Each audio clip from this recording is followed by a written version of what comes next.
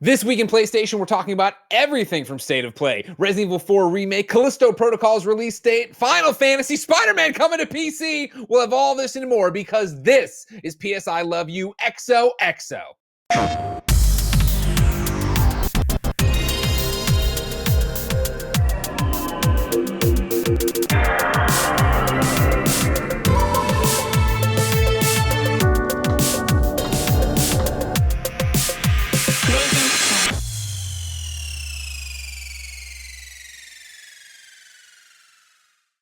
Welcome to the show, everybody. That's Blessing, that's Janet, that's Tim, that's Andy, and I'm Greg, and you can get this show on patreon.com/KindaFunnyGames. There you can watch us record it live, get it ad-free, and get the weekly post show. If you have no bucks tossed our way, support us on the Epic Game Store, Fortnite, Rocket League, or Fall Guys with the creator code KindaFunny. You can get PS I Love You XOXO for free with ads and without the post show on youtube.com/KindaFunnyGames, Rooster Teeth, and podcast services around the globe.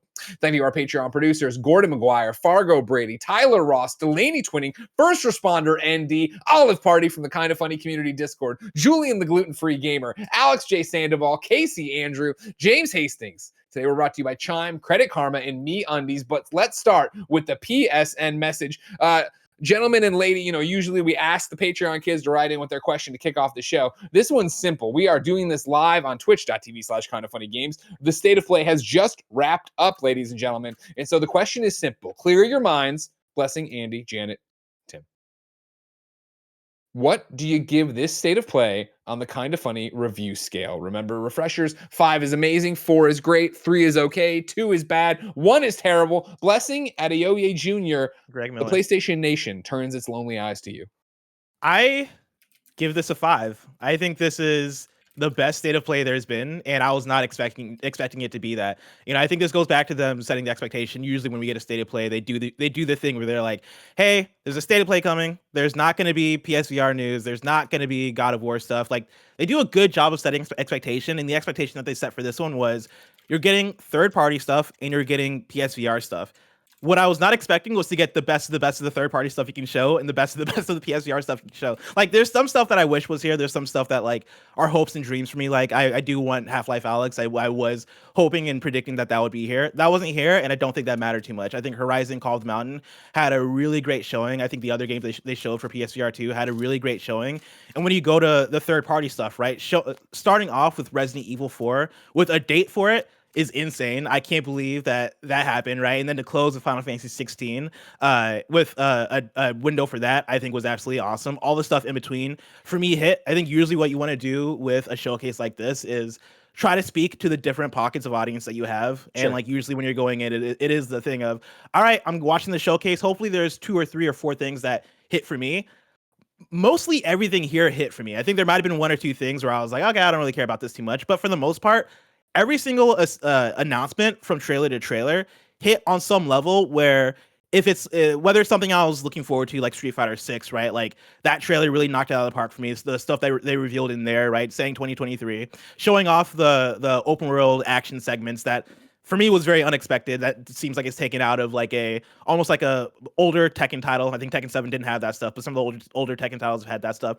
Like getting in Season, which we've not seen for a while, and I think there's a lot of question marks around that. But then also things like Roller Drome, that's a thing that's brand new to all of us, and I think that for me had me really interested, from art style to gameplay direction, all that stuff. Like, all right. That really we're gonna go through a show by 5 out of 5. Game by game. 5 out of 5. It's a 5 out of 5 on the Kinda Funny scale for Blessing. Andy, the Nitro Rifle, what's your rank? I give it a 4 out of 5. I think it was really damn great. I think if the first reveal would have been Last of Us Remake, and then they would have hit us with RE4 Remake, I think that would have like knocked this up to a 5 out of 5. But a lot of this just comes down to personal preference. I think it was a great presentation, quick, snappy. And Final Fantasy 16, fantastic looking. Sure. Obviously, the Stray date, really, really nice to see. Yeah, I think this game kind of killed it. I think Callisto Protocol had a really strong showing. Don't get me started yet. Woo! Don't get me started yet, Andy. Yeah, all right? very good presentation, PlayStation. My roller skating gameplay and co-host, Janet Garcia, what are you going to rate this on the Kinda Funny review scale? I'm also going to give it a 4 out of 5. I think the fun thing about the scale is since there is no good, you are forced to choose oftentimes between okay and great. And I think this definitely leans more on the great side, which is why I landed on that score. I think especially you have to kind of take it in context. Of course, it would have been amazing to see stuff like, you know, to Andy's point, like Last of Us Remake or something like really like S tier level things, but when they couched this, they were like, hey, it's PSVR 2 and exciting announcements from third party. And I think they lived up to that. I don't think they quite hit that amazing thing for me, just because I still feel like I would have wanted maybe a little bit more from like the PSVR 2 side, even though it was definitely a very solid showing. But when I think about seeing, you know, what's lined up third party wise for PlayStation, I think they presented a good and diverse offering with strong titles. And I think you can also make a few arguments for what the headliner really is, like what the biggest thing is. Sure. And I think that is a sign of a quality showcase when there are different things you can point to and say, this was the biggest thing, this was the biggest thing. They had a couple of those. So yeah, I'm going to give it a 4 out of 5. Timothy, Robert, Geddes, you are among the hardest on State of Plays, the hardest on conferences. You have a keen eye. You know what you want from a showcase, from a press conference, from a State of Play. What is your kind of funny rating of this one? And it's delivered. It's easily a 5 out of 5 for me. I think that given everything I ever had to say about showcases, this delivered on it. They set the expectations correctly and they exceeded those expectations to me. I wasn't expecting to see any first party titles. So not getting Last of Us, not getting God of War, like I think it's like that would have just been like so extra crazy. And I think that while a past Sony would have done that type of stuff, I think they've learned not to do that, to not set expectations too high based on how they hype these things up. But the thing is, going into this, I think there was a lot of things we were looking for and hoping to see. Those included RE4 Remake, Final Fantasy XVI, Street Fighter 6, and we got all of those. And we also got Calisto Protocol. We also got the surprise of Spider-Man coming to PC. This was, I think, phenomenal. It's a blessings point of we look at these showcases and we want to say, oh, at least one thing for everyone watching it. I think that there are multiple things for most people that are interested in PlayStation whatsoever. To me, this spoke very loudly. Almost every single one of these games I was interested in. The PSVR stuff, most of those games don't really care about. I'm not really a VR guy, but Horizon looked fantastic. That looks like what I would love to see from a PSVR 2, from PlayStation actually taking VR seriously in a way that we rarely see. And I think that is a great step forward. I'm surprised we didn't get more concrete PSVR 2 info, hardware, dates, and things like that. But there's other places and times for that. I don't think that was needed here. I think that would be one of the biggest omissions for me from this. And Resident Evil Village DLC, still surprised we're not actually getting any info on that. I, at this point, wonder if we ever will get it. And at the end of the day, I'm getting RE4 Remake, and that is what I would prefer for sure. And Final Fantasy 16 looks so above and beyond what I expected it to be. My favorite Final Fantasy stories are the ones that focus on the summons and their various names, and I as part of the main story. And it's clear that they're going really hard into that. And I love the kind of like the fighting game look of it all. I was really wowed by multiple games here. And Calisto Protocol was rad. I think even on the more smaller indie looking side of things, Roller Drum. And like, that's the type of dumb thing that I'm like, I like seeing that game next to the rest of these because it builds more importance to it. And Stray finally getting the release date. Like this showcase to me worked because it delivered what they told us in spades. It gave us surprises we didn't expect. And it kind of answered long running questions like, when is Stray actually going to come out and things like that. So I think this one really worked. They kept it tight. There was very little fluff. I'd say that the two things that are kind of like, all right, were the Eternites and the Walking Dead. Same and same. We're going through all of them eventually anyway. My rating Walking on Dead, it, Saints and Sinners. My rating, my kind of funny review on it, right? I drop it at a 4, getting closer to 5 than a 3, where I think I'm there with Andy, where I think it's great. I think it was a really solid show. I think there's a lot of love in there, a lot that I loved, and even the things I didn't love, I really appreciate and I'm interested in. Like, you know, Final Fantasy. I know every Final Fantasy I say, oh, maybe I'll try this one. Maybe this will be the one that clicks. That looked dope. I want to know more about that. Obviously, I popped huge for Calisto Protocol. I was happy with what I saw for VR, but I could have gone more, like Janet was talking about. I would have loved to have seen a release date or more concrete information. And for me, I put it at that 4 great, but it definitely exceeded my expectations for what we were going to get. And it definitely left me jazzed to start Summer Game Fest. Like you talked about at the top of the show, that this is kind of the kickoff, Tim. Obviously, we have a bunch more conferences coming up. Next week on Thursday, we do have Jeff Keighley's Summer Game Fest. Then we go to LA to play a bunch of games at Summer Game Fest Play Days. And then, of course, I'm sure there's more conferences than you can shake a stick at. But we're not talking about that right now. This is PS I Love You XOXO episode 122. And it's about time for us to dive in to topic of the show. That was it, huh, Barrett? You're It was very cool. One more time, everybody. That's awesome. Who did this? That's What love happened? that. Amazing. Shout out to kind of funny best friend Mike Clancy, who you might remember, who did the Donktober logo. Every once in a while, Clancy. he just slides into my DMs and is like, "Yo, I made this fun little thing," and he showed a perfect week for him to email me this, and I was just like, "God, Mike, You're an you're audio too listener, good." to definitely this." go to youtube.com/KindaFunnyGames and check out what just happens when we High summon levels the of topic of the production. show now. Also, how Of do we course, get we're sponsored where we can get like tater tots? For Oh, the yeah. tots? Why is Tots not sponsored by some tater tot empire? that's a great thing. Someone Janet, I get on expect you to that. hit up Sonic O'Reilly. drive-through, come through. Yeah, oh man, Sonic drive-through. Get Yeah. some Oh, cheddar their tots bites are up in incredible. here. You know what I'm talking They have about? the chili Top of the cheese show. tots.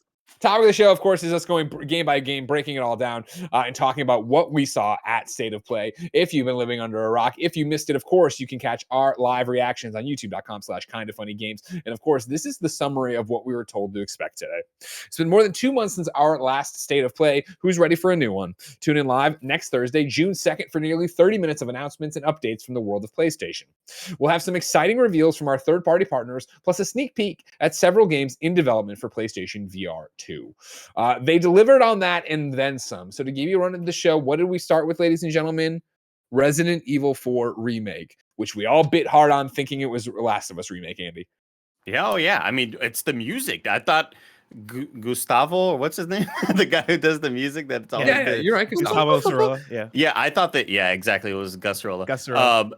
I think the imagery and the sort of tone and environment made it look like a Last. I thought the R was going to be like remake, but that's also kind of like a cheesy thing for Naughty Dog to do, and it's so on brand for Capcom and Resident Evil. So yeah, it totally makes sense. And the end also looked like Netflix. Tim, did you think that too? Oh yeah, 100%. Yeah, obviously Barrett's rolling right here if you can see it, but yeah, it popped up. Resident Evil 4 coming out March 24th, 2023. We had a run through of it at the very end of this multiple start and stop kind of trailer they were doing of showing off what was going on and giving some, Leon Kennedy talking to the president's daughter stuff. We get it that it's coming to PlayStation 5. They did not have PlayStation 4 on the slide, just PlayStation 5. And then it's a PlayStation VR 2 content is in development. Janet, did it do anything for you? Yeah, I mean, I think this is an exciting get. It's often talked about as like one of the most beloved games in the franchise. Admittedly, I haven't played through it all the way. I got it impulsively on Switch and played like an hour or something, and then that was around when the remake dropped. So I've been kind of waiting for a reason to go back with the remake version. And I think especially with it being on PSVR 2 now, the big question is like, is that going to be a simultaneous drop? Like you just don't got VR footage for me? Is that going to be like way later? I would hope that they would come out close to simultaneously just to kind of build on that hype. And I think that'd be such a great get for PSVR as well, or PSVR 2 specifically. So yeah, I think this is a really strong thing. I think when we think about what are the sort of, there's almost been this kind of VR canon that's kind of formed within the ecosystem of games that everyone recommends you play in VR. And I think the more, while the exclusives are definitely important too, the more of those heavy hitters that can be on PSVR 2, the better, because you want people to feel like they can make that their main kind of VR place. And also for a lot of users, that is going to be their only VR system. So you're going to want them to feel like, okay, I am satisfied from this. Like I'm getting all the big hits from it. So yeah, definitely a big deal. Yeah, and Tim, you love Resident Evil. I'm assuming you were impressed with what we saw there? Oh yeah, no, that was everything I could have ever asked for. I'm a huge fan of the remake specifically of Resident Evil, dating all the way back to the GameCube remake of RE1. But I've been especially impressed with Resident Evil 2 remake. And although 3 had its faults, I really dug it for what it was. So taking that kind of idea and applying it to Resident Evil 4, that is definitely my favorite of the Resident Evil games ever so far. Like I'm so excited for this, and I'm extra excited to go back and rewatch it because there was a couple lines of dialogue at the beginning that I don't remember if they're from the original game, but he was saying things of like it's different now, or like something like that. And I wonder if it's going to be a Final Fantasy VII remake type situation where they change things, which obviously they've done a lot in 2 and 3 already, but 4 is being the most, I think, beloved story-wise and that stuff. I do think that there are some changes that could be interesting, where I would be more excited to replay this game because this one, more than any of the other Resident Evils, I don't know, Bless will disagree, but still holds up. And I think has been ported 10,500 times. So it's like, I think more people are more familiar with it than the differences between RE2 and RE3. Like you have to be pretty hardcore to go back that and be like, oh yeah, this is different. And they took the clock tower out and whatever. But like differences in this game, I think could be more of a positive for people where they're like, oh, I just experienced this game a couple years ago, but now I get a different take on it. I'm excited to watch the Digital Foundry comparison graphics. Like I think that's the most. I always just get stoked to see an older game with a new coat of paint, and how are they going to really modernize it, especially with the newer engine and how impressive that we've seen the remakes of those Resident Evil games to look like. So yeah, I'm kind of excited about this because I think this was one of the first Resident Evil games that I played that wasn't like too overly creepy because I'm a little baby with scary games. But this game always felt a little bit more actiony to me, and that was kind of like where the turn began. Yeah, I'm pretty excited for this, honestly. Yeah, I'm also like I'm pretty over the moon excited for it as well. Like I think I've been pretty well documented as being a Resident Evil 4 hater, and not even in the sense that I don't think the game is great or anything. I think it's more in the sense of I find it so difficult to go back to that game in 2022, and that's actually why I've been really wanting a remake. Is like I want a version of that game that feels like the camera's right, that feels like the movement feels good. I want all that stuff. And with that, right, like I think the modern Resident Evil games have done such a good job of modernizing them, both from the stance of Resident Evil 7, Resident Evil 8, and how they've changed the series, but then also with Resident Evil 2 and Resident Evil 3, with how those remakes brought the classic games into the present. Like I think Resident Evil 4 Remake has like a very high ceiling in terms of excellence that it can live up to and how well it can hit for the audience because Resident Evil 4 is so well loved. I'm a little bit sad that we didn't see more gameplay, but they still have a full year to show us more. I'm sure we'll see more throughout the year, but yeah, I wish we got a little bit more than cinematic because for a remake, you know, I know what the tone is. Like the trailer feels like a tone setter.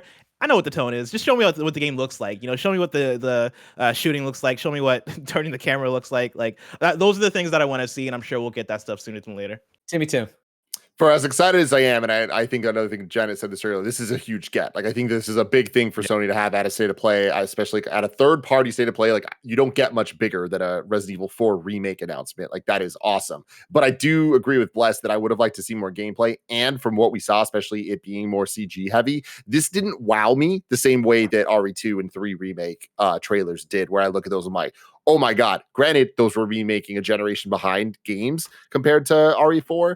And RE4 already kind of has this art style that is more timeless than the previous games. But there's something about this that so far I'm not wowed by visually. Bless.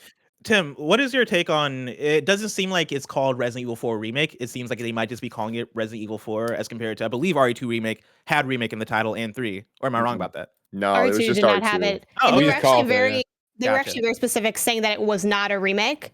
Like they went on record saying that they do not believe RE2 is a remake, which is weird. Insane. But I mean, you know, whatever. It's not a remake. It's like a reimagining, which I do think I get what they're getting at. But I'm like, look, everyone's gonna call it remake. It is a remake. Like that is what it is. This is one of the few times where I'm like, I don't care what the artist says. It's a remake. He originally said it was remake when it was first announced, and he said Resident Evil 2 remake, we do it, and then he wore the shirt that said we do it, and then years later it was announced, like, and they did it. I never said that. I was in a fugue state. I didn't mean it. Moving on from Resident Evil 4, we rolled right into Resident Evil Village being announced for PlayStation VR 2. This was the first of 4 PlayStation VR 2 announcements. And Andy, I assume you will be there day one, strapped in, ready to play. I mean, definitely not for the scares, but yeah, I could. You know, quarantine's been really rough, Greg. So meeting all these lovely ladies would be fantastic. I did want to call out yesterday when we did the Games Cast, which is another podcast we do here on this channel. I thought the predictions were going to be all about this show instead of all of June. I don't know how you possibly. Yeah, you really need to listen that, to the words Tim says. I just 10,000 times. When we were doing before the show started, Tim was like, "I don't really got a whole lot of predictions," and I was like, "Right? It's just like it's just a third party show. It's kind of weird that we're only just predicting for tomorrow's show." But I was going to mention that I thought today was going to be very PSVR heavy. And you all don't know that I thought that, but for me, I get several more tips of the hat. All right. Well, so they you don't also get more did tips say after before that. the state of play that it was going to feature PSVR 2 stuff. No, but that I can't was be a like, it's going to be prediction. heavy with like 4 stuff. I think 4 in a row is like a really big deal. So tips of the hat, everybody. Fucking give them to me. Give them to me. See, I actually Technically think it wasn't five. that. It wasn't as heavy as I kind of thought it might be, but I feel like that's okay because they like hearing Greg reread their pitch, they refer to it as a sneak peek. So I think it's like a really thorough sneak peek or a really shallow deep Well, dive. yeah. depending on how So you wanna look let at me it. bring in all PlayStation, the 4 VR games here because there's questions Yeah. about them, right? So they did 4 of them. They kick off with they show Resident Evil Village, then they announced Walking Dead: Saints and Sinners Retribution, or but it might be Walking Dead: Saints and Sinners Chapter 2 Retribution. It's more Walking Dead: Saints and Sinners Retribution. And that one's announced. That is, I'll save it for a second. PlayStation VR 2 then also shows No Man's Sky. Then it ends with Horizon Call of the Mountain, confirming that's exclusive to PlayStation VR 2 and showing a whole bunch of stuff. While we've been live, of course, press releases and blog posts have been posting left and right, and Call of the Mountain has its own one up on the PlayStation blog. The world of Horizon is spectacular up close. In Call of the Mountain, you'll be seeing it through the eyes of Rayaz, a former Shadow Karja warrior who hopes to redeem himself by investigating a grave new threat to the Sundome. He is a master at climbing and archery, 2 skills crucial to survival as you step into his shoes, scaling perilous mountains and taking down mighty machines like the Thunderjaw. Throughout your journey, you'll master various tools and weapons and use the world's many materials to craft additional gear, equipping you for any situation. But you won't be alone. You won't be going alone. Along the way, you'll meet Horizon characters, new and old, including Aloy herself. Whoa. Obviously, a whole blog post and more to digest over there. But to toss that out there, the questions I think overall from this are twofold. I think that jumped out on it. Correct me if I'm wrong, because it was all happening fast and I was making notes. The Walking Dead: Saints and Sinners Chapter 2 Retribution's trailer ended with a 2022. You guys were saying when I was doing stuff. Mhm. Okay. Yeah. So then is that saying PlayStation VR 2 is coming, or is this just a general purpose Walking Dead Saints and Sinners trailer that says 2022 for other things as well? Because it'll be obviously probably on Quest and you name it. And then the other question that I think was interesting, and Barrett's trying to roll it back right now to make sure we see the 2022. There it is, Retribution. Walking Dead Saints and Sinners Chapter 2 is over there. Retribution. Yeah, okay. So Chapter 2 Retribution. The other thing that's interesting, right, is that there's the 2022. the No PS5 Man's Sky logo. pops up, making a big deal about coming to PlayStation VR 2. I think it was Blessing or Janet. You were quick to then point out, Bless, what does yeah. this mean for backwards compatibility? Yeah, that 2022 thing is really weird to me because that doesn't seem like a thing that PlayStation would like slip up on. 100%. As much as PlayStation goes through files and the approval processes and the things I've heard from developers, that was seen. People saw the 2022. And you would have assumed they cut it out. Hey, here comes Tim Geddes. What do you got? Having said that, though, in PlayStation, I think PlayStation's showcases are the most error prone that we've ever seen from any of the different like the publishers out there. Like Final Fantasy 16 first launched their reveal trailer, and there was like PC logos in that, and then they're like, no, we're not announcing that. Like it might end up happening, but like there's been other examples too. Even with Demon Souls, when they first showed it, like there was a problem with that. So like, there has been a couple issues. What'll really stay right is the fact of, okay, cool. When this is posted to YouTube on their end, will that be cut out? Because that's usually what happens with what you're talking about. If there is a slip, and it does happen, right? If the trailer comes in hot, they have 2 different versions: the PlayStation version, the version to put out everywhere else, and you put it out just there, and you go, oh crap, we ran the PC trailer rather than the other one. But Blessing, 2022 notwithstanding, we can talk about dates later. What do you think No Man's Sky being touted as PSVR 2 means for backwards compatibility? I think it's exactly what, at least I've been theorizing about it, which is I think we're going to see a lot of games ported in ways because for the transition from PSVR 1 to PSVR 2, you have entirely different ways of tracking, right? Like PSVR 1 was tracked with the Move controllers, and you had the PlayStation camera set up on your TV or in front of you, wherever, and that would track from the outside in, essentially, right? And now with PSVR 2, they have inside-out tracking. That means the cameras are going to be on the VR headset itself, and it's going to look outward to determine your area. And then also the new, I forget exactly what they're called, but like the DualSense style VR controllers that they have for PSVR 2, those are different. Those look way more like the Oculus control or the Meta Quest controllers that you see. And I think with that, they're going to have to figure out a lot of developers are going to have to figure out how to reconfigure or just port their games from other platform to PSVR. And I don't think that's going to be a huge thing, but I think you are going to see a lot of like, hey, just so you know, Beat Saber is coming to PSVR 2. It probably will be at launch, but maybe it comes a little bit after launch, but it won't be a general straight up backwards compatible type thing. I would think that you would get those games for free, but I think it's a wait and see on how PlayStation talks about it at maybe a future VR event. We'll see. But yeah, I think, No Man's Sky was on original PSVR. them announcing it for PSVR 2, I feel like lends more credence to the idea that you're going to see a lot more stuff being ported as opposed to just naturally working. Bummer. I think we all expect it to an extent, right? With how clumsy backwards compatibility has been in general, let alone for tech like that. But that is a bummer. However, No Man's Sky is awesome, and it did look hot, and I'm sure with the even higher resolution screen, it's going to look That's great. the other thing is that I think that could also just be the games are going to look better. They're going to run better. You're going to have new versions that really take advantage of the hardware, and I think that's where the good part of it comes in. Is you're going to see a lot of games. Pistol Whip, Beat Saber, the list, Tetris Effect, the list goes on, and games that came out for PSVR looked fine, and you're going to see those games come out for PSVR 2 and look way better because it is running off of more powerful hardware, especially with the PS5 and the VR2 headset. Ignorant question coming in here that I'm sure UPS I love you folk probably have a better answer to than me. When PSVR comes out, PSVR 2 comes out, is it expected to at that time of release be the highest tech VR we have, or is the Steam one still ruling the roost? Taylor did the whole art. Oh, sorry, go ahead.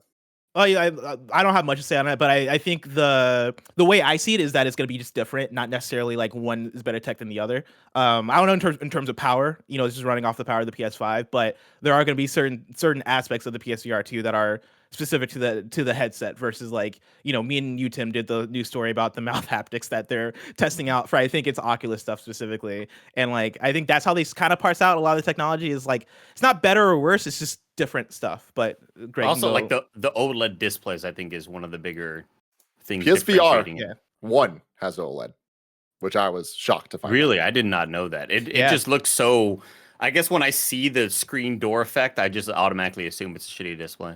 Yeah, Barrett's tossing up right now. Our friend over at IGN, Taylor Lyles, when PlayStation VR 2 specs got put up at CES, put together a chart showing how powerful it is, right? And you can see in terms of pixels per eye, it is going to be kicking the shit out of everybody else and stuff like that as you start to go into what it means and what that does and how they work with it, right? However, that's based on what's on the thing now. Based on in the article, Taylor goes on to write, based on what we know about PlayStation VR 2 so far, its closest rival would be the Quest 2 in terms of resolution and pixels per eye. However, it is important to note that when the headset gets a street date, it will not have the highest pixel per eye count, as HTC Vive's Pro 2, not shown above, still takes that crown with its 5K head-mounted display that offers 2448 by 2448 per eye resolution. So as you see with that chart, if you toss it back up, Barrett, it's in there, it's competing, it's doing its thing, right? 120 as you'd expect or whatever. Valve Index is running up to 144 hertz, which is better than Quest 2, better than PSVR, and better than PSVR 2, stuff like that. So it's not, I think it's still going to be accessible. I don't think it's going to be the highest of the high end, but I think it'll be running off the PlayStation 5 and doing that kind of thing for you. Rad. Anyways, though. Now back to this 2022 from The Walking Dead Saints and Sinners. I've been running around trying to find anything I can in terms of either Skybound or Skydance. That's confusing. Talking about it, but nobody is yet. Janet, when are we getting PlayStation VR 2? That's a good question. I still kind of feel like this fall is a contender, but I have no idea. And I feel like you can make an argument for either based on the weird like dates or pseudo dates we've gotten. Like with RE Village, it's mentioned that or not RE Village, but RE4, that the PSVR stuff's like in development, which kind of makes it feel like it won't come out the same time either way. But that's like, that doesn't necessarily mean anything about the headset itself, because it seems like, oh, just by the way, like you can expect that eventually. And then the 2022 thing, of course, like suggests that, oh, well, maybe it'd be now. But yeah, I'd guess fall. Yes. We have a PlayStation update for you. This is from PlayStation blog, right? There they have put up their Walking Dead Saints and Sinners Chapter 2 Retribution, and it's announced for PlayStation VR and PlayStation VR 2. Retribution is this coming to PlayStation VR system available now, and PSVR 2 system currently in development. Then at the very bottom, right, the next step for VR. Above all else, the Chapter 2 Retribution strives to be remain, blah, blah, blah, blah, blah, blah. PSVR 2 players will enjoy the highest quality visuals, more precise hand tracking, and larger, more detailed levels with more defined and more to see. The Walking Dead Saints and Sinners Chapter 2 Retribution is currently set to come to PlayStation VR in late 2022 and PlayStation VR 2 in 2023. Interesting. Well, at least we know it's at least coming in 2023, right? Yeah. I mean, I feel like I still just don't know what their plans are for then. If this is their sneak peek, like, are we going to see, a proper state of play that's just VR, like a showcase thing? But, there's only so much time left. So, yeah, I guess it is leaning then, I think, with that information, probably more into 2023, which kind of makes a little bit of sense. There's not a lot of time left in the year. And I imagine they want like enough info and marketing out there about the device before it, hits the streets. I could see it being either way. I could see it being like late 2022 or early 2023. I think like not everything is going to be a launch title that they show off for PSVR 2. Like they're going to need to kind of build out what the ongoing rollout looks like for it. But that said, right, like if it misses this fall, I don't think that's the end of the world. Right now, spring for PlayStation isn't that populated. And I'm sure as the year goes, we'll get more clarity on what that looks like. But I do think that for VR, which it's not a new console, it's a cool new piece of tech. I think it could come out either way and be fine, whether it is in fall or it's in spring. It's also and I know it will sell millions of units, but such a niche thing, right? It's not for everybody on PlayStation VR or for PlayStation 5. It is about the hardest of the hardcore people who would be watching this, and the people who just might want to go to patreon.com/kindafunnygames and support the show. Over on patreon.com/kindafunnygames, of course, you can write in to be part of the show. You can get your questions read. You can get your name read as a producer. Usually you can watch us record the show live. Today we're on Twitch, of course. This is a special occasion, and usually you could get a post show after the main show. But again, we're on Twitch doing a special occasion state of play, so there won't be a post show today. But more importantly, for any of that, you could go to patreon.com/kindafunny and get every games. Patreon.com/kindafunny. Get every episode of the show ad free. But you're not on patreon.com/kindafunnygames. So here's a word from our sponsors. This episode is brought to you by MeUndies. I love MeUndies from head to toe, all over my body. If you don't believe me, of course, right now, I'm wearing the MeUndies shirt. You can tell by the little tag going on right there, right? I got the MeUndies lounge shorts going on. Of course, I got the undies, and then boom, MeUndies socks, baby. That's how we do out here at Kinda Funny. I love being soft head to toe in the micro-modal fabric. You already know all about that, but if you don't, let's face it, summer's sweaty, but your butt doesn't have to be. With MeUndies light and breathable micro-modal fabric, you can stay comfy and cool all summer long. They have super fun seasonal prints and tons of styles to choose from, but if you just like classic black, that's totally cool too. They got a bunch of just bold colors for you to go for. They have super fun seasonal prints, tons of styles, and sizes extra small to 4XL, so you can bring the beach to your butt without ever leaving your living room. MeUndies has a great offer for all of you first-time purchasers. You can get 15% off if you sign up for their free-to-join membership. You can apply that 15% off to their already discounted membership prices. To get 15% off your first order and 100% satisfaction guarantee, go to MeUndies.com/kindafunny. That's MeUndies.com/kindafunny. Tell them Tim Getty sent you. Shout out to Chime for sponsoring this episode. No one likes waiting on a paycheck, especially when you've got bills due. Good thing there's Chime. Now you can get your paycheck up to 2 days early without direct deposit. That's up to 2 more days to save, pay bills, and generally just feel good about your money situation. But Chime is about more than just getting paid early. It's also an award-winning mobile app, checking account, debit card, and optional savings account. So what are you waiting for? Hopefully not your paycheck. Get started with Chime today. Applying for a free account takes less than 2 minutes. Get started at chime.com/KFgames. That's CHIME.com/KFgames. Banking services and debit card provided by the Bancorp Bank or Stride Bank NA. Members FDIC. Early access to direct deposit funds depends on payer. Get started at chime.com/KFgames. Shout out to Credit Karma for sponsoring this episode. Want a new credit card but not sure how to choose? You don't need to apply for the first offer that you see in the mail. Credit Karma can help you zero in on the right option for you and apply with more confidence. I love Credit Karma. I've been using it for years to check my credit profile, make sure everything is good and on the up and up.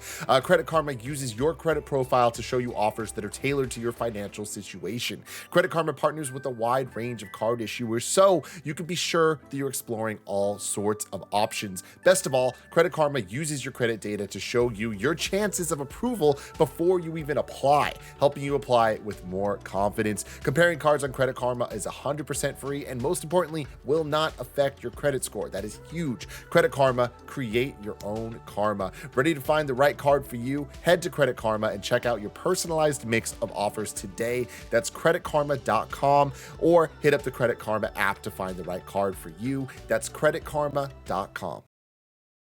Now, if you're clown shoes and hate PlayStation VR 2, don't worry, it's over. All right. There was a whole bunch of state of play. They got through it quick. I wasn't expecting Bless for them to be like, all right, cool. Here's Resident Evil. Here are the 4 PSVR 2 things. Let's get on to something else. I really thought it was going to be the entire second half. I thought they were going to linger on PSVR 2, and they got through it as if it was a thing they didn't want us to hear about. They're like, okay, now that's gone. Let's talk about the real shit. I don't know why I missed this thing. It's a sneak peek. But I do want to shout real quick about PSVR 2. Chief Gator in the Twitch chat says there's supposed to be like 20 games ready when it comes out. So definitely 2023 is their opinion. And I think, yeah, that is definitely a good argument. It's seeming more and more like 2023. Yeah.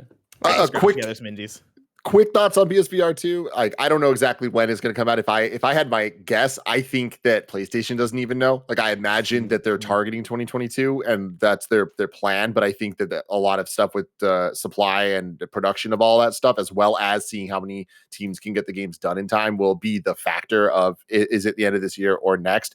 But I think that you were saying that it's a niche thing. And while that is true, I think that they have to kind of really nail a launch lineup that is truly exciting, and they can slow down over time. But I think that there needs to be a couple bangers, as well as a backlog of all those games you've heard about for the last couple years on VR. You can play them now, and this is going to be the best way, the best casual way for you to get in. And so that's where whoever in the chat was saying that, like, the 20 and 30 games, like that sounds awesome to me. And I think that launch lineup, 2030, that's way too much. But 10 games where 3 of them are of major consequence, I think is going to be what the PSVR 2 absolutely needs. And yes, especially knowing that PSVR 1 was not necessarily super great with tech, and it was kind of cumbersome, and it was supposed to be the console version. It's obviously a lot cheaper than what Vive and Oculus were doing at the time, but it was still kind of a pain with all of the add-ons and the brick and all that sort of shit. So I do think that this will be a great moment for people to go, what they were selling last gen, it seemed just way too much. This sort of seems to be a lot more convenient. But yeah, kind of going through 4 games really quickly. You know what, Sony? I give you a tip of my hat. Wow. Yeah. You heard it. Oh, I'm shocked. I didn't see that coming. You don't see Andy doesn't give those out easy, ladies and gentlemen. No, I don't. It's a Paul Hollywood handshake. Great British Bake Off? What the fuck? No, sorry, I can't help you there. What the fuck? Sorry. I don't know. I was watching Jurassic World Fallen Kingdom. Having a great time. I'm like, you clowns, Spider-Man 2 in it again. No, so then we went from there to the Horizon Forbidden West. So we came right out of Call Mountain, stuck with the Gorilla Guy, talked about Horizon Forbidden West getting an update today. It comes with a new game plus, performance mode, transmog for outfits, which I can't fucking wait, finally. Skill reset, an ultra hard mode that we all shook our head at. We're like, no, we don't need that. New weapons and trophies. And then from the blog, there's also a new herbalist vendor who sells animal parts, which will make it easier for some of those things. And then they put this in here too. Revamped temporal anti-aliasing to improve the visual fidelity of our performance mode on PS5 and rendering on PS4 Pro. They're working on an upcoming patch, which will include VRR support and a 40 frames per second mode. And then actually, I had that from the thing, and then they still got the flickering thing going on. What the fuck, bro? They made it better. I think they're just making it even better than that, though. They've talked about the flicker before, and I thought long ago they patched it or whatever. Okay. Janet, where are you with your platinum chase of Horizon Forbidden West?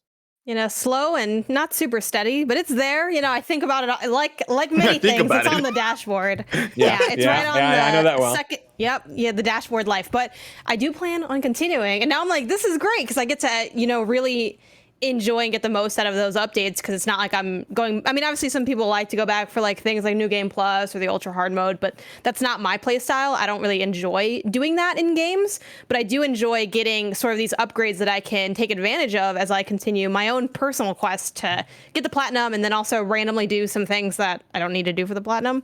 But yeah, the herbalist thing is huge because y'all ever try to kill a bird in that game? They're so fast, man. I can't do it.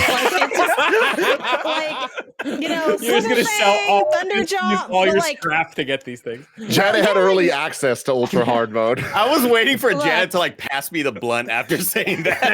They're so hard, man. They're fucking fast.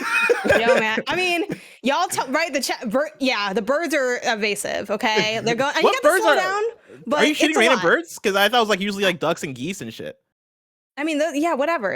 So whatever the fuck has wings. They're not that fast. They're not that difficult to shoot. Yeah, you know what? Well, they were for me, and I feel like I'm not alone because this update, it's speaking to the high level and the low level. Which of those am I? I'll let y'all decide. I'm not going to put that on me. That's for the community to voice, as they often do.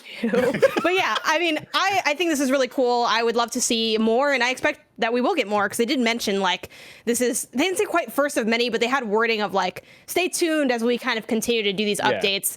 And it's exciting to think of them kind of making these tweaks to the base game. And there's definitely a lot of people talking about will they do DLC like for Horizon Zero Dawn. There was the Frozen Wilds. Yeah, I want to say. Crushed it. You did it. You're crushing it. Exactly. Fallen So Kingdom.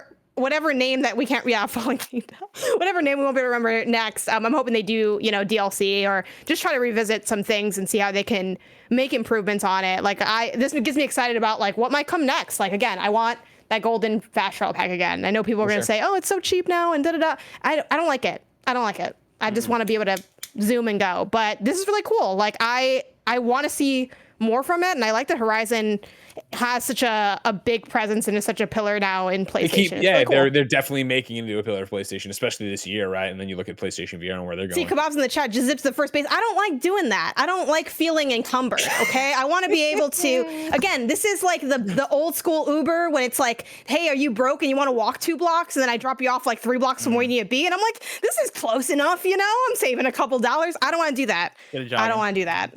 Toxic Poppy Blessing, what do you think? I want to be toxic for a second. This is gonna be a big first world gamer. We should make this a segment on the show. Blessing toxic Poppy.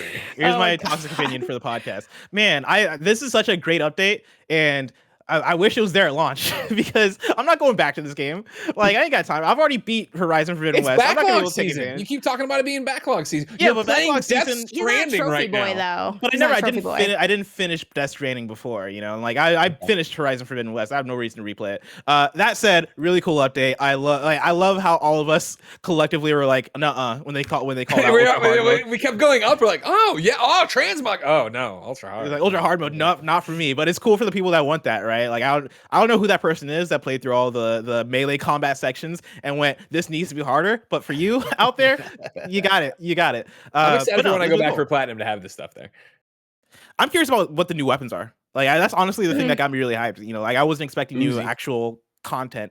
And with that, right, I want to see if there is going to be more content like in the fall or later on where it is, here's more story DLC or new quests or like new types of activities to do. Loadouts would be really cool. But yeah, I think this is really cool. Do they make Halo less boring in this version? All right. 4 out of 5, baby. Look, Tim, there's so many other boring game characters. Let Aloy be dull. Some of y'all never were interesting to begin with. Okay, Nobility. For a dull moment in the sun. Get that nobility out of my game. Timothy Geddes. Earlier today on Kinda Funny Games, or do you have something to add? No, I don't. Earlier today on Kinda Funny Games Daily, you said Spider-Man would not come to PC. Today, PlayStation came out swinging and said Spider-Man remaster, or Spider-Man, the original PlayStation 4 game and the PlayStation 5 remaster game is coming out August 12th, 2022 on PC. And the blog has confirmed that Miles Morales is coming to PC as well, fall 2022. They've also confirmed that 33 million sold of the Spider-Man series so far. That is an absolutely insane number for an exclusive. And granted, it was, there's a re-release on PS4 and PS5, and there was different versions and stuff. So like that, but still, it's the same family of systems. That is an incredibly impressive number. And to clarify, I didn't say that I said it wasn't going to happen. Me and Bliss were talking about how there are the slam dunk things where it's like there's the NVIDIA leak, right? And we knew Returnal, I've never believed anything in the NVIDIA leak, Tim. I don't know. Andy's always been cool. I don't know about that one. But we were like kind of like looking at it, and we're talking about, are there PlayStation titles that haven't made it yet? And I was saying that it's not that I don't think it is going to. It's that there's extra hurdles involved. Like unless Sony owns everything top to bottom of the IP, who's making the game and porting it to PC themselves, there's just always going to be these extra things in the way that make me think I don't think it's a for sure thing going to happen. Sure. And I would have bet against Spider-Man being on it because of those reasons. And similar to things like Death Stranding, where it only got ported to PC because 505 was involved. And that's an example to me of like, it wasn't a PlayStation Studios first party game, right?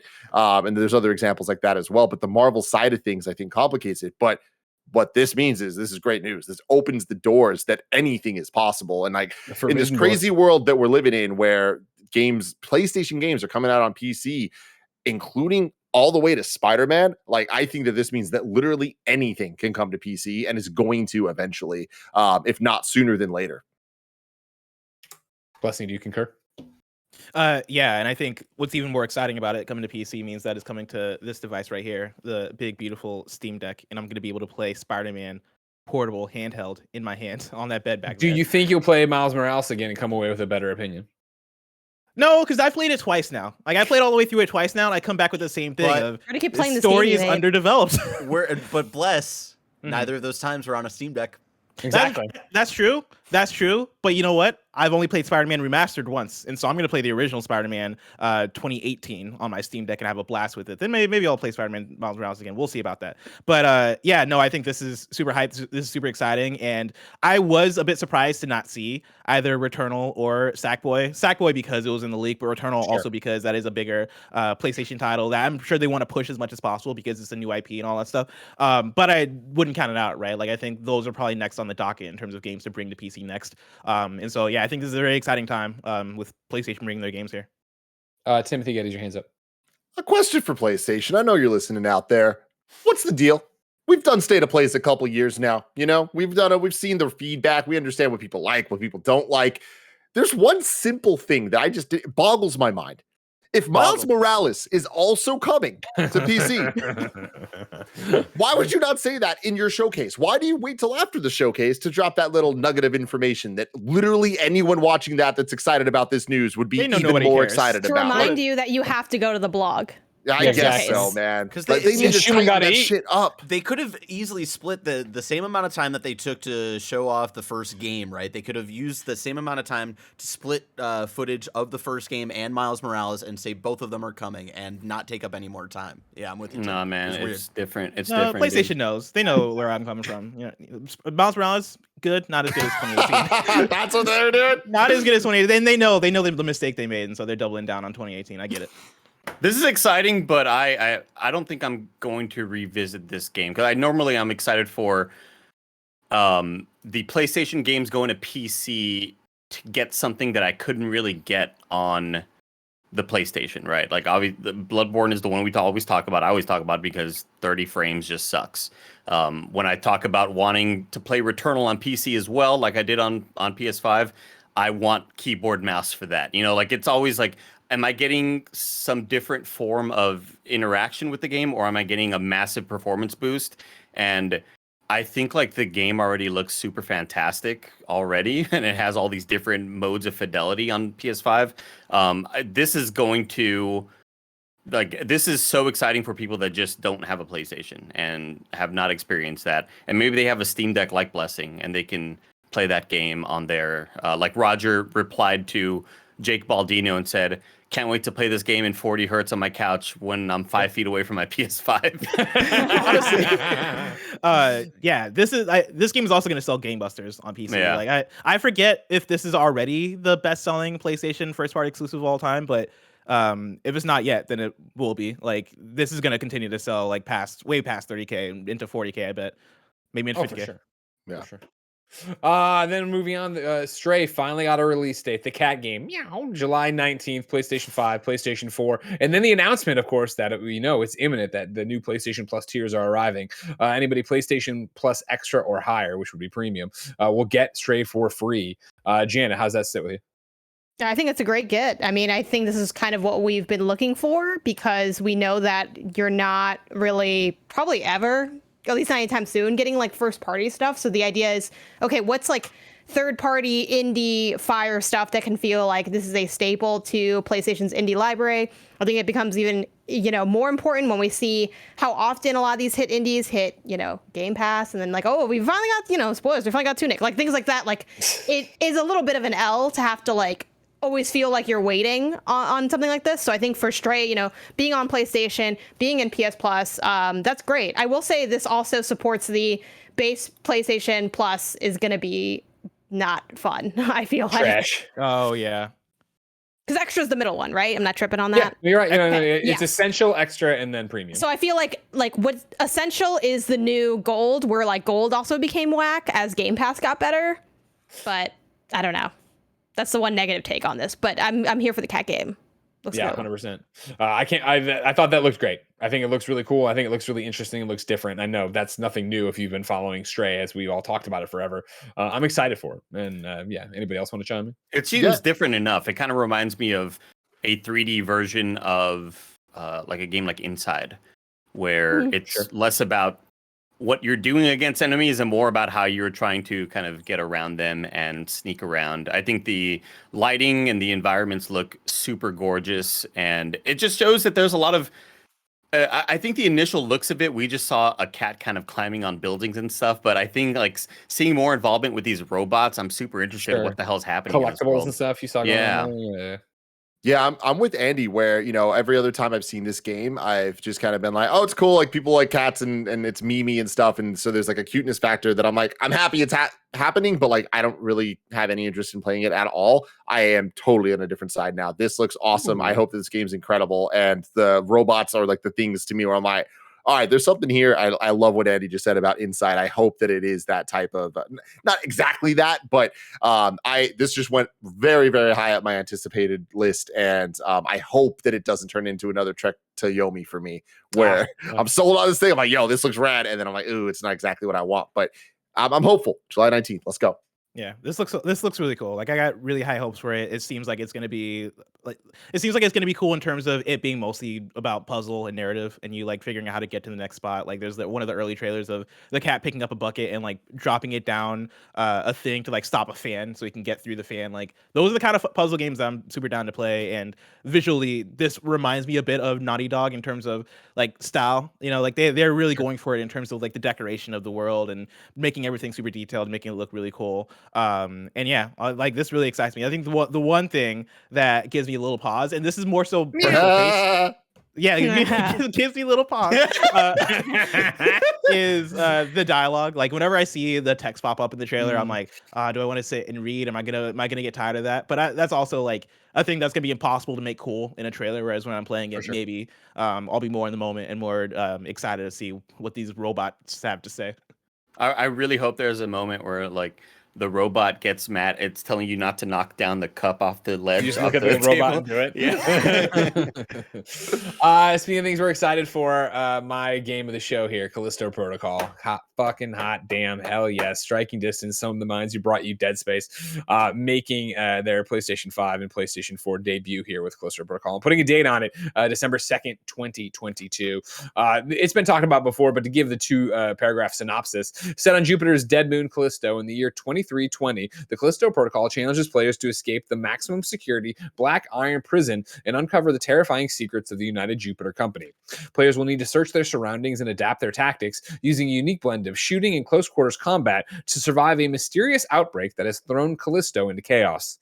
The game stars Josh Duhamel as Jacob Lee, a cargo ship pilot trapped within Black Iron prison, and Karen Fukuhara, star of The Boys, who plays a mysterious fellow inmate. More details about the cast and the story will reveal later this year. We've known about Josh Duhamel. He announced that a couple weeks ago. But Karen, from The Boys, I had not heard about. That's awesome. Hell yeah. And That's then, the first gameplay looks fucking awesome if you're a Dead Space fan. Josh Duhamel, I don't know why, like I just never think of the dude, right? Like who thinks of Josh Duhamel on a daily basis? Not me, certainly. Fergie.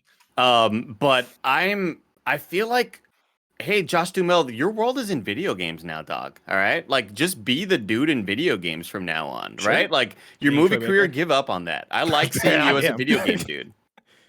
I mean, hopefully this game's a hit, and then he has got a new career there. But yeah, like as a Dead Space fan, especially of the original Dead Space, that of course Glenn Schofield and some of the people who work at Striking Distance who are working on this, like those kills look great, the action looks great, it looks creepy as hell. I can't wait, bless. I'm going to ask a question that probably none of you know. Is this the first game outside of PUBG that Crafton has published? That's probably more so for the chat. Check up on that for me. And as you check up on that, this looks dope as hell. I'm totally sold on it. Like, the vibes this trailer gives is this is going to be one of the best games of the year vibes. And that might be me being hyperbolic. That might be an overstatement. Maybe we get it and it's a big reality check. But man, does this trailer look good? Man, do all the effects and animation, like all the violent shit that they're showing in the trailer looks good. Like it's the third person action game that we all love, right? In terms of when we go to the Resident Evils or we go to the Last of Us's, right? We go to the Naughty Dog shit or the Ghost of Tsushima's. It's that kind of game, and it seems like it's doing that at a high level. This looks very AAA, and I could be more excited about this. Bless, just to let you know, they also published Subnautica Below Zero and Really? some other stuff that I'm not super familiar with. I was not expecting Subnautica, but either way, like good for them. This game seems like a really good get for them to be able to publish as an early game that they're going to publish. How do y'all take it being so close to the Dead Space remake? It's like about a month difference, right? I'm gonna Yeah, be about a feasting. month. I'm gonna be fucking happy as a clam. I'm glad they're beating Dead Space to the punch. Like I feel like we talked about this on the Gamescast prediction episode, where I predicted it would happen this way. Just not what shows they would be on. But I think that I think for these guys who EA didn't want Dead Space, so they leave, and they left before then, obviously. But to get together and then start making it and have this like spiritual successor business, and then find out that your original game that like really redefined survival horror for a lot of people, or at least put it on people's radar for the first time, is getting remade. Like, God damn it. So I think they had to beat them. But then I do kind of worry about like, if that game needs more time, are they going to be like, well, no, we want to beat Dead Space. So we, are going to stick to that day and, have things be not 100% where we want them to be. But we'll have to wait and see. It looks incredible, man. As a huge Dead Space 1 fan, this is everything I could possibly be asking for from this type of spiritual successor, spiritual reboot, whatever you want to call it. Yeah.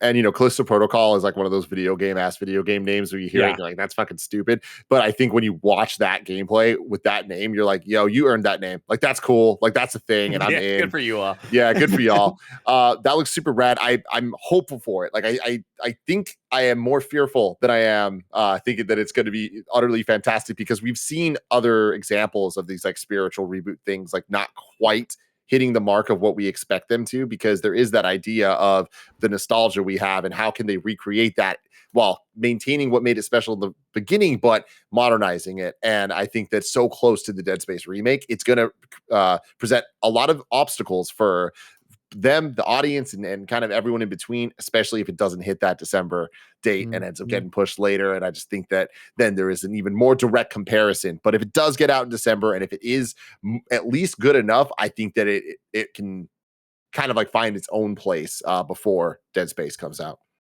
And earlier when I think it got or at the end, whenever he was just talking and recapping, I saw the chat call out the fact that you're talking Callisto in December, Resident Evil in January.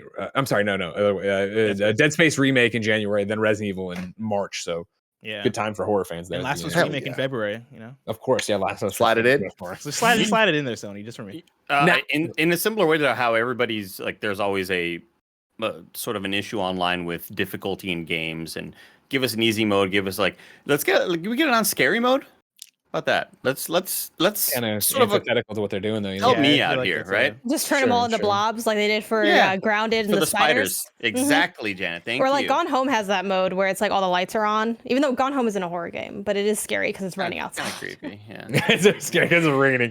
Number 10, the 10th game they showed here was a brand new one that's going to speak to the roller skating gameplay in Janet Garcia. Roller Drome. It's coming out August 16th, and the official 3-paragraph synopsis reads like this. Roller Drome introduces a distinct retro futuristic universe with a unique identity. The comic book inspired art style comes to life with an all new and fully original soundtrack. The dark synth metal artist Electric Dragon merges iconic 1970s textures and sounds with modern day driving beats and cutting edge production to provide a heart thumping backdrop to the carnage. The game is set in 2030 in a world where far away. in a world where the public are kept distracted from an increasingly sinister political situation by the violence and excess of a brutal new arena sport, Roller Drome. The lines between reality and performance in this blood sport are blurred, with participants chosen to compete in a series of gauntlets against the deadly house players. Competitors in this vicious spectacle attempt to achieve the highest score possible by combining eliminations with flashy tricks while also successfully completing numerous challenges. Players step into the roller skates of Kara Hassan, a newcomer to the brutal sport. As the mysteries of a wicked tech giant unfold behind the scenes, Kara and the player will have to stay focused on their goal, climbing the ranks in hopes of becoming the next Roller Drome champion. A lot between between now and then, huh? Yeah, like it's seems like we're online. Not really, though. Not really. What Greg described is like the political system, and nobody roller skates besides Janet, though. I mean, yeah, I guess. I'm just ahead of the curve. Yeah, get your skates on, everyone. Janet, she's gonna be ready, and we gotta distract them. Yeah, this seems cool. I mean, there's like 8 things in it, which I think makes it a little bit hard to lock onto. It feels a little bit slippery of a trailer because there's so much going on. At first, it's like, oh, the art's very striking. Okay, we're skating. Oh, we're shooting. And then it's like hearing this kind of backstory too. It's like, okay, this is maybe, does it say if it's like, is it like multiplayer? Is it a campaign? Like, I don't know if that's. I believe it's like a campaign vibe. It's a campaign, right? Yeah. So that's also like a little bit of a surprise. I think glancing at the gameplay, it feels like it maybe wouldn't be, but then hearing the story, it kind of sounds like, akin to I think a lot of dystopian media that we've seen. Hearing the description of like a sport to distract people kind of reminds me a little bit of like, Bitch Planet and that idea of like people doing that sport and you kind of like just watching them like kill each other essentially for entertainment. Sure. So I feel like this is definitely Running Man. Familiar ground. But that's not a bad thing. I think a lot of dystopian fiction has been replicated in different forms. But yeah, it seems cool. I guess I wonder how they're going to negotiate what seems like pretty fast-paced and action-oriented gameplay with what seems like a deeper storyline. But yeah, Bless. Do you know what this reminds me of, Andy? Excuse me. It reminds me of Boomerang X and the way that like Janet asking is this multiplayer or single player? And I had the same question. I couldn't put my finger on why. It is because when we played Boomerang X, that game did a similar thing where it was arena-based gameplay, but it was a single player in the way that they would set up enemies in certain places, and the whole goal was to figure out how do you eliminate all these enemies. And it's very similar. You slow down time. You're like jumping all over the place, right? Like this game seems like it's leaning into that type of gameplay, which I could be very down for. And also like this being Roll 7, I think is very impressive because they're coming off of Ollie Ollie World. So to have this turnaround, I think is pretty incredible. Greg Miller? It's reminding me of a game that I remember being an Xbox 360 PS3 game at IGN that did pretty well, where you'd run around and shoot stuff and get points for it. But it was like similar thing of like you're actually killing people, but getting points. They had turned it into a show. I forget what it is, so this is going nowhere. But if you can shout it out in the chat, that'd be helpful for me. And while you do that, I think also this is making the rounds right now over on Twitter. The developer. TV? No. But that's a good poll. Thank you. Another one. Anissa Sanusi had put up one of her reaction video of her game here, Roller Drum getting put in there. I think it's a fun one to play, Barrett, if you want. Just her freaking out with the dev team, being excited to see their work on the big screen and be on the PlayStation. That's always fun to see devs get to cross this finish line. Not even finish line. This mile marker, right, for where their game is and where it's coming out. Especially for something if you're talking about. She followed up Calisto Protocol. Definitely a different sized game, right? And then, of course, not long from here, we're going to get to Final Fantasy 16. So always awesome to see smaller games get the spotlight like that and see people react to it. And I think it's important that they kind of balance that. I mean, Tim kind of mentioned that at the top for us talking about, what we score it and what our like feelings are now that we're off of the showcase or just coming off of the showcase. And yeah, I think having random games like that is important. I saw someone in the chat, I don't remember the name, but kind of being like, why do people care about Stray so much? Honestly, it's because, well, one, it looks cool. Cats, of course. But two, like, it is really difficult there's so many good games coming out all the time. Like, I always, semi-non-jokingly say, like, Game of the Year might be a game that I've never even heard of and that we'll never play, because you can't play everything that comes out. I think it's really important for people to be servicing indie titles like that. That's not to say that Roller Drome is gonna, be the next big hit, but this kind of allows us to have a deeper conversation than we normally would for a game like Roller Drome that may, never really reach the spotlight. And I think it's really cool. And that kind of, too, enforces a little bit of interest for me because I'm like, okay, I don't know if this game's going to be good because just because it's marketed a lot doesn't mean that it's going to be of quality. But clearly there are people at PlayStation that believe in this game, that like this game, that feels like this game adds something unique and important to what PlayStation's offering and is worth paying attention to. So I think that's definitely cool. It's the same as like Sifu, right? Like Sifu showed up at a state of play and we're all like, oh, this looks dope as hell, right? And I think Cannabis Spirits might have been a similar thing of that game came through, and that's I think that's technically an indie game, right? And that was the one that blew our minds. Like the goal for these is to bring in cool games that are going to end up being the talk of the town and be able to own that and go, hey, these are games that are coming to play. Sifu's PlayStation exclusive, and I assume this might be as well. It might not be, but who knows? But like this is one that they're going to own and go, hey, look at Roller Drome. It's on our platform and it's the talk of the town. It's the game of the season, right? Like I think that's the kind of thing they're going for. And it is also the ships lift all tides lift all ships. You guys know the rising tide lifts all ships. Exactly. When you put this next to Final Fantasy 16 and Street Fighter 6 and these other games, that is going to put way more exposure on games like Roller Drome or games like Eternites, which I don't think I would have. I would totally miss this game if it just appeared on on somebody's Twitter, right? If Roll7 just tweeted it out, Oh, for sure. For sure would have missed it, right? If Eternites came out on like a random, not even a random one, right? Like if they came out during the one of these upcoming indie showcases for Summer Games Fest, there's a high chance that I might catch it, but so many other people might miss it, and so I think that's the importance here. And then also the fact that this game looks dope as hell. Like I can't wait to play this. The game I was thinking. Sorry, go ahead. Oh, go for it, Greg. I'm transitioning, so go. If you no, you're absolutely right. I think it's especially important with the showcase as good as this, where depending on how you cut it, there was about 15 games shown, talked about total, and only like 2 or 3 of them were these type of games with Stray and Eternites and Roller Drome.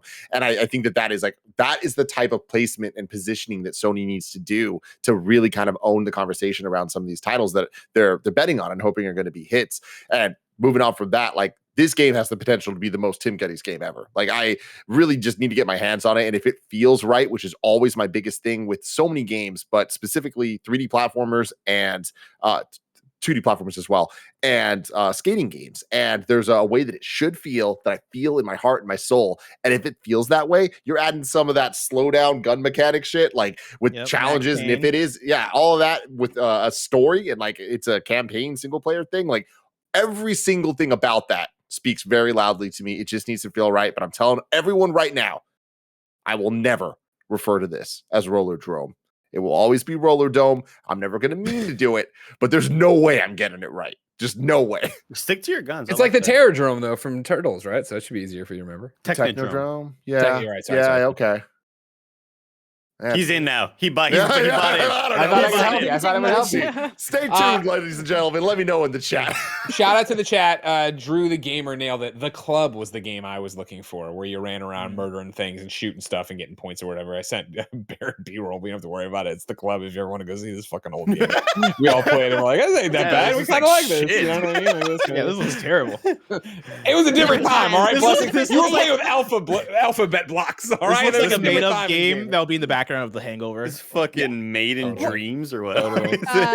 First of all, why is Dreams catching a stray for no reason? What year was this game? 2008 is my guess. I had no idea. It just I believe like it said 2010. Because Greg said we're playing with Alpha 2008. Exactly. This game has 2008 written all over it. February 19th, 2008. Bizarre Creations, published by Sega. Some Roblox shit. Sega. There you go. The next game on the list is Eternites, as we've been talking about. It looks fucking rad, but what's really rad about it, similar to how we just did Anissa's tweet, Studio Side Games tweeted, big announcement. Today we revealed Eternites during Sony's State of Play. I played Persona 5 in 2019, which convinced me to play Persona 4 Golden and Persona 3 Fez as well. After that, I quit my job and started developing a game inspired by them. That's fucking dope. Yes, let's fucking go. We're gonna play the hell out of this game. This game looks fucking rad. So it's coming early 2023 to PlayStation 5, PlayStation 4. Barrett will roll it, and here's the description. In Eternites, players will make the most of life during the apocalypse, saving the world and finding love along the way. The reveal trailer gives a glimpse at the game's unique blend of love story and adrenaline-driven combat, brought to life with beautifully crafted 2D animated cutscenes.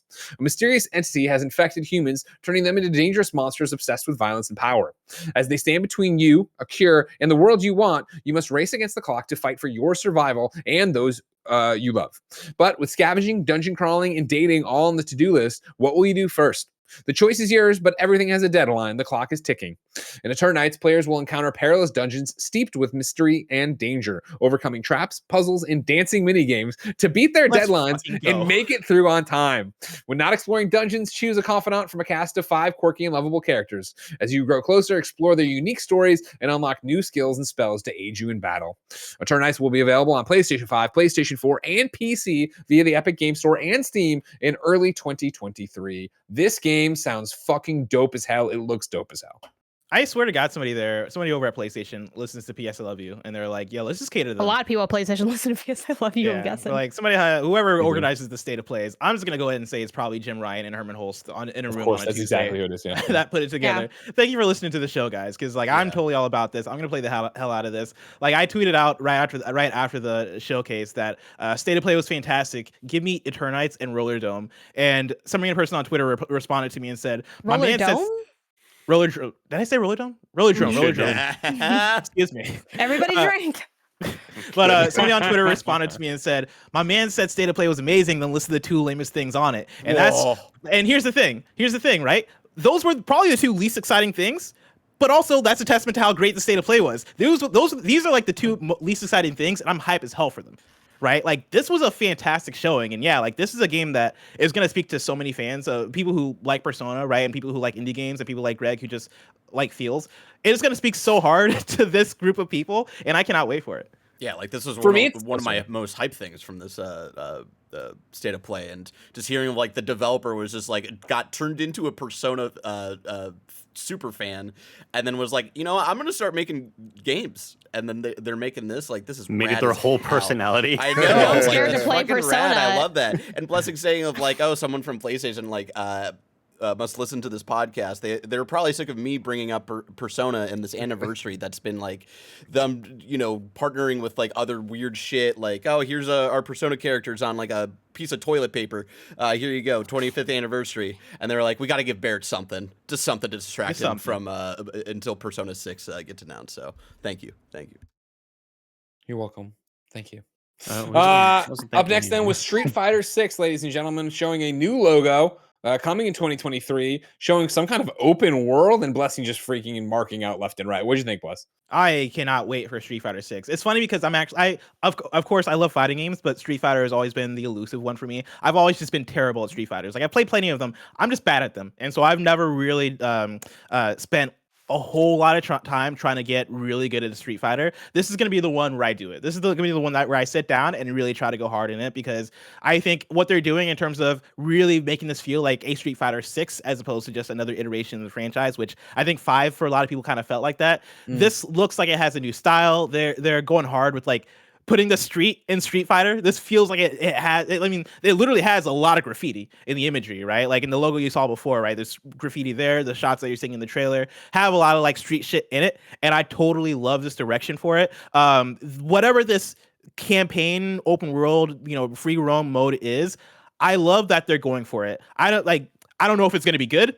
I don't know if they're going to nail it, but the fact that they're like, how do we innovate? How do we make this? How do we take this to the next level? Especially in an era where NetherRealm has found their footing in terms of single player campaign content with their cutscenes, with the story based stuff. Even Tekken has thrown shit at the wall, and sometimes it works really well. Like Tekken 7 has a pretty fun story player mode. It's not perfect, but they're doing something. The fact that over there at Capcom for Street Fighter 6, they're like, how do we figure out how we want to do single player and make it unique and make it feel next level? And they're implementing a whole mode where you're walking around, I imagine, meeting people, getting into the fights, doing all that.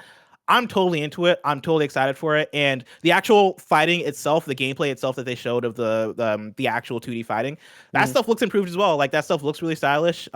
They showed a slow motion bit that, and I don't think there's confirmation, but it looked a bit like how in Tekken 7, when you have 2 people going for the final blow at the same time, the screen will slow down and zoom in, and it creates this really cinematic moment. Smash kind of does a similar thing too in Smash Ultimate. The cinematic moment of, oh shit, who's going to get the final hit? Oh shit, is this going to end it all? It seems like they're adding that into Street Fighter as well, which is a great move. I am so excited for this. I cannot wait. Yeah, I'm excited as well. I'm a big Street Fighter guy. Chun-Li main my entire life, so can't wait to keep doing that. I think that this looks pretty good. I think it looks way better than 5. I do wish that they would go back to the more old school type things, but I understand that's a bygone era, but nothing will ever look better than Street Fighter 3. But I think that this is a little iterative, where we see Street Fighter 4 kind of started that revolution in the late 2000s of everything having that ink blot look. There's the strikes and there's this. This just kind of seems like we're going to do that, but now it's graffiti. And it's like, I don't know how much I vibe with the things. I like what you're saying, Bless, about it being the street and stuff, but there's something that's a little...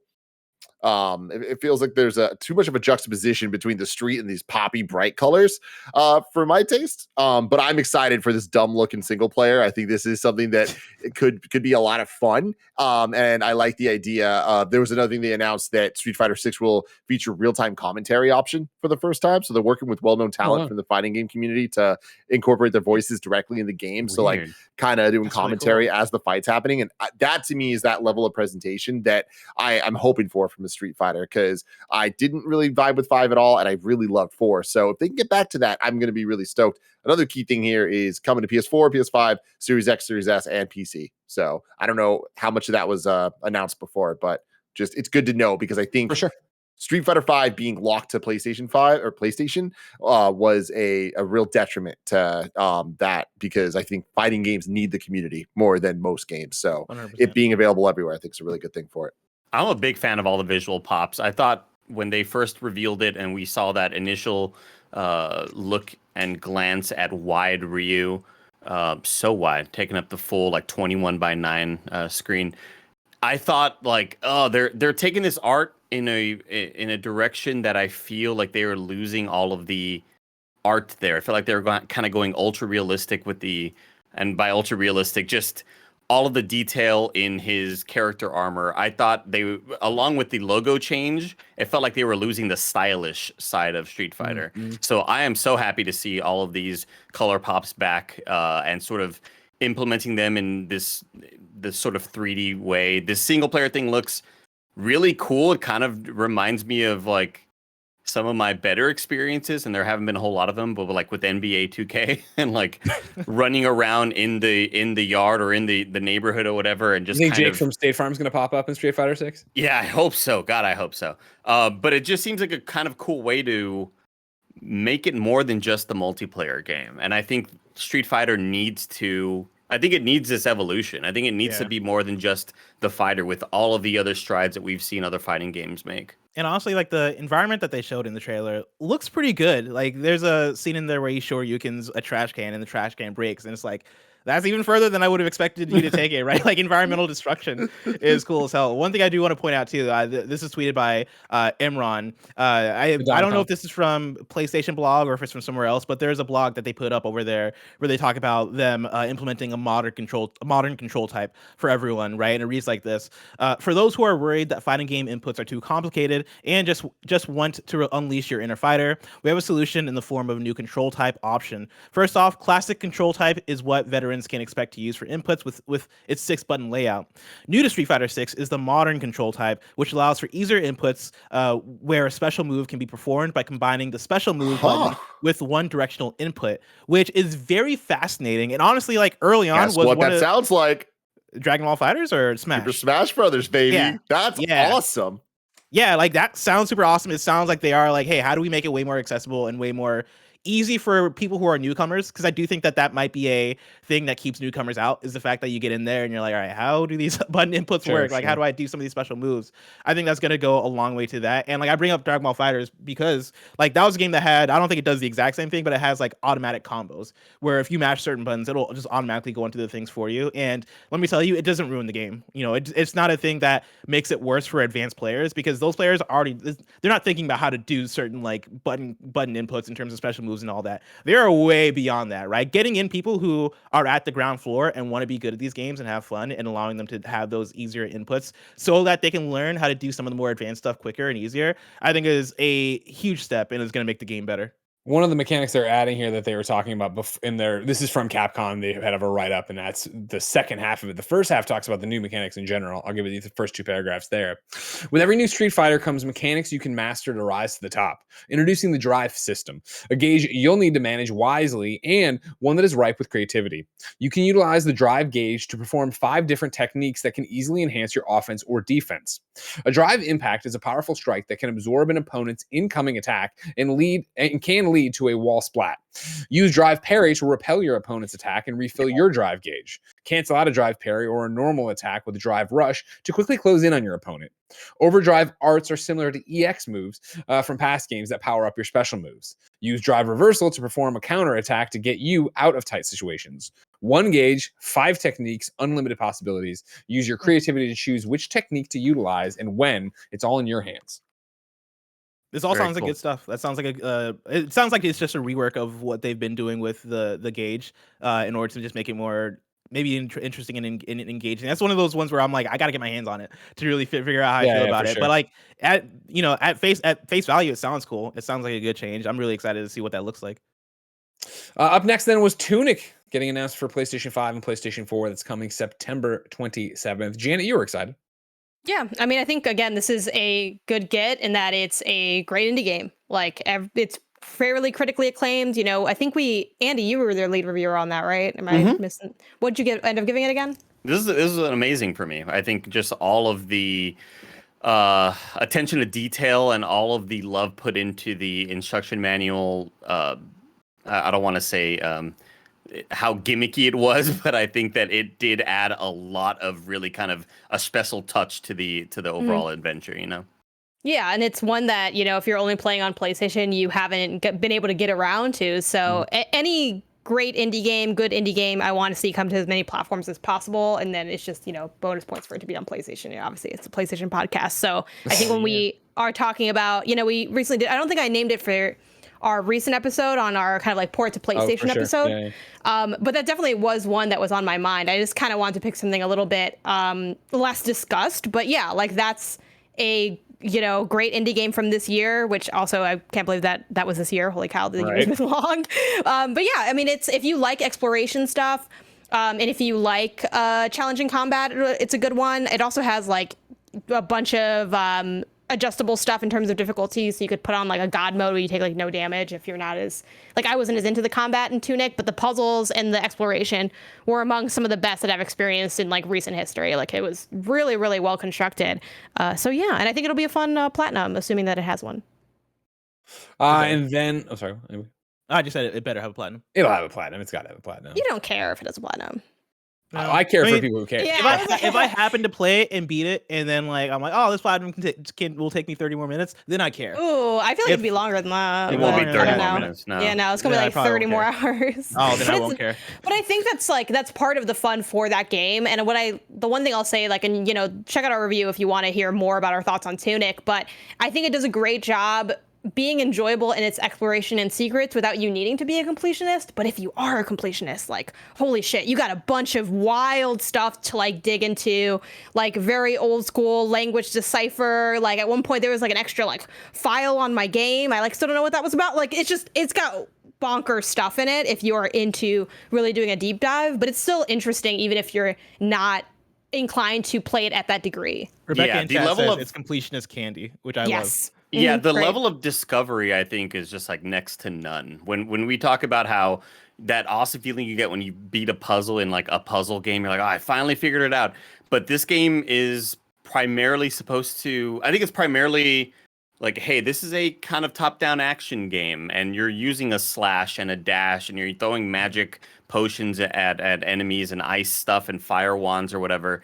But the level of discovery you have when you figure out a thing that you've been trying to figure out for the last 2 hours and you finally get it, it's like, god damn, this game is really genius and so well thought out. No wonder it took 20 years to be made. Damn, I can't wait. I think I'm gonna jump into it. I've been putting it off, but now that it's coming to PlayStation, I think now I'm gonna make it backlog. And you're gonna platinum it. Well, I mean, speaking of that, right? Like when I'm to the 30-minute thing, I only have an hour and a half left of gameplay to platinum 13 Sentinels, and I still haven't gone back to that in like a month. And so, yeah, the 30 minutes is a hard line for me, I think. Then the next game was Season. This is one we've heard about a bunch before and I don't feel like we've heard from in a while. It has a release date, window autumn 2022. And then, of course, if you don't know anything about it, close your eyes and take a deep breath and let yourself be carried away by the great journey of Season, a third-person, atmospheric adventure bicycle road trip game. Explore the game through the eyes of a young woman. Collect memories before a mysterious cataclysm washes everything away. A Greg Miller and Janet ass game. I'm stoked for this, Janet. It looked dope as hell. Yeah, look at that good cow. Look at the photography. Like, there's a bunch of, I think, cool story stuff going on. I think visually, like, it looks absolutely incredible. And yeah, this is one that, during the main reaction, like, me and Bless both point out, like, oh, this was the studio that had like a bunch of drama and turmoil and issues. So, hopefully some of those things have been resolved and ultimately like that they can put out the game that they really wanted. Because I think there were a lot of like creative differences and drama and issues. But, I really hope that the team is excited and proud about what they're putting out. And then, of course, ultimately that the game is good. It's one that's definitely been on my radar for, I guess, maybe like a year or more. It's been one of those announced. It was announced at a Game Awards, I want to say. Okay. Yeah, it's been a while. This is one that like I'm really looking forward to, but I also do want to hear more about like, so what went down to the studio? That stuff get fixed. But like, I especially want to hear that stuff because the studio, right, Scavenger Studio, I mentioned this during the live watch that like their previous game was Darwin Project, And I fucking loved Darwin Project, and I was really bummed out that when that game came to PlayStation, it lasted, I think, less than a year before they had to shut it down just because they didn't have the following for it. And I was really excited to see that when this game popped up, I was like, oh shit, they're still in business and they're making something that looks really cool, really beautiful, and really unique. And especially now coming off of Death Stranding, I look at this game and I'm like, it looks like a fantastic time. Like, give me a game where I can walk across beautiful landscapes and fuck around and like just take pictures of shit and like document Jeff this Keighley. stuff. Yeah, like meet Jeff Yeah. Keighley, say what's up, play as Norman Reedus, do all that stuff, right? Like I want that kind of game. And this looks like it's gonna be it, right? And I think this in the way that we talk about like Sifu being that indie hit that showed up at a state of play and we got obsessed with it, right? Or like Roller Drum having that potential, or Eternites having that potential. This is one that I think also has that potential. And it's one that I really hope comes together because with the reports we got around the studios, that's the thing that made me buckle and worry about it. That said, I think this trailer looked really cool. The art style looks really cool. The gameplay still looks really cool. And so I hope to see it come together. And then it was the big one. Final Fantasy 16. Tim Geddes, take us away. Yo, real talk. Like we've been talking for I don't know an hour or something, and I've just been thinking about this trailer. Like this is so much cooler than I could have ever imagined a Final Fantasy 16 trailer to be for me. Like I'm so in. You know, we were on Gamescast yesterday talking about or whatever that was, talking about our predictions. And I was saying that like I tend to not like the fantasy Final Fantasies as much. Like I like the more kind of technologically advanced and all that stuff, but summons, man, that's what will get me in. And focusing the story on this stuff with this like dope ass looking HUD. I love the almost fighting game style that they got going here. We got summon on summon action, and good lord, the music, man, like it was so good. And I love when Final Fantasy is just like we're going all out with the epic orchestration. Like there's going to be choir on choir on choir, and it's going to keep rising and rising and rising. But they added like drums, like electronic drums to this, and that's something that we rarely get from this type of Final Fantasy. And so far, this is doing everything for me. Summer 2023. Definitely not what I was expecting. I didn't think it was going to be this year. I thought it could have been this year, but I was definitely expecting more of a March. So summer's a little bit of a letdown for me. Because man, I really need this, man. How quickly you're gonna go watch this on your TV, Tim? Dude, When straight up, yo, like the colors, man, like they just look so damn gorgeous. Like I'm very damn impressed by this. Yeah, they are I think pretty unrivaled when it comes to just particle effects and making a next generation experience look like a next generation experience. Watching the HUD, you mentioning how impressed you were by the HUD, it kind of reminds me of like a Gran Turismo type HUD, like a Japanese racing HUD with the font usage and everything like that. All of those sequences though that don't seem to be in the player's control, those weird sort of like cutscene looking quick time event sort of moments. I wonder how that's going to play in context with the actual combat, and if there's going to be enough of those moments to feel fresh, as opposed to like, all right, this is the 7th time I've seen this sort of little cutscene between me and this other character. Like, I wonder if that'll get stale at all, you know? Jumping in there real quick, I imagine that it's going to be way more story specific. Like I think that each one of those is going to be a one-off fight, and you don't Big do moment. that over and Yeah. over. Yeah, I think it's going to be a big moment. And like anyone that knows me knows I am a sucker for just text on a screen, like hyping you up. And I never in my life expected they would take the Final Fantasy main theme and add all the summon names to the lyrics of it as it hit the screen, showing them all off. That was fucking perfect. Sorry, Bless, go for it. Well, no, I was talking about the cinematic stuff, right? Like a little bit of it reminds me of, and somebody in chat actually brought it up, Asura's Wrath, which I don't know if any of you guys have played Asura's Wrath, but that's another game that came out on like late PS3 and Yeah, was man, our PlayStation review. I played a bit of we that did PS for- Now, and I PS played Now, a little yes. bit of Asura's Wrath when we did that, and like that's a game that has that level of like that game is like fully quick time, like all quick time events, but also reminds me a little bit of, oh man, that's how you make a game look this cinematic, is like you plug in those moments of interaction to make the player still feel like they're doing something, but then like you go crazy with the cinematics. Not that this game is going to do that, but it just gave me those vibes a little bit. This trailer made this game look fantastic. Like yesterday you said it, Tim, that on Gamescast you were like, man, I'm not into the fantasy based missed Final Fantasies, but I'm hoping that this trailer comes through and pulls me in and gets me into it. And I had that exact experience of me not knowing if Final Fantasy 16 was going to be my vibe, watching this trailer and going, I absolutely cannot wait to play Final Fantasy 16. Like the UI stuff looks really great. You know, like I like the comparison to the Gran Turismo, like Japanese racing game style of text. Like it's that plus the fighting game style of HUD with the big health bars and all that stuff. Like this game is looking larger than life in a lot of ways, in ways that I am really into. And like I want to see them pull it off and make it actually feel big and new, because this looks unlike Final Fantasies I've seen in the past. And also one more thing to point out too is like I love that Final Fantasy Stranger of Paradise just came out, because I feel like that kind of reset my brain in Final Fantasy. And so like seeing this trailer, I was like, oh yeah, I forgot these games look hot. Like Stranger of Paradise really made me forget about like how dope Final Fantasy could be. It made me forget how PS4 games looked. All right. We've recapped the entire thing, but I have 2 questions before I let everybody go home. All right. Clear your minds. I'm already home. Don't think about it. All right. We'll start with Tim Geddes, and then we're going around the room. We're going to go counterclockwise. So it'll be Bless, Janet, me, Andy. Tim, was this the best state of play ever? Oh yeah. I mean, I think it sucks that like it's such an easy answer. I wish that there was a debate, but there really isn't. Like I've always been a defender of what state of play can be, and I'm going to take this one as a win that I was right, because state of play doesn't mean it's only going to suck. It means it could be fucking awesome. There's never been one like this. There's never been one that's just been fucking awesome. There's been ones that have had awesome moments and a lot of bullshit. This isn't that. This is easily the best one, and I hope that this is a sign of what's to come for state of play. I want way more of this, way less of that's what my we've question. gotten. So does anybody disagree that this is the best one ever? Do we have a second, like a runner-up? Like I'm just not sure. I'm not ready No, to I say hear yes, but I'm Yeah, not. that's I'm my not thing sure too, where I offhand. went through and looked at them real quick. And there was The Last of Us 1, and there's this. But I think in terms of pound for pound, announcement for announcement, game for game, this is definitely the most solid, most exciting one. I was gonna say, Janet, real quick, that like I got a bad brain. I don't remember shit. So like I don't remember anything. So I'm gonna assume that this is the best one and just kind of agree with Tim and just nod and go, you were right, Tim.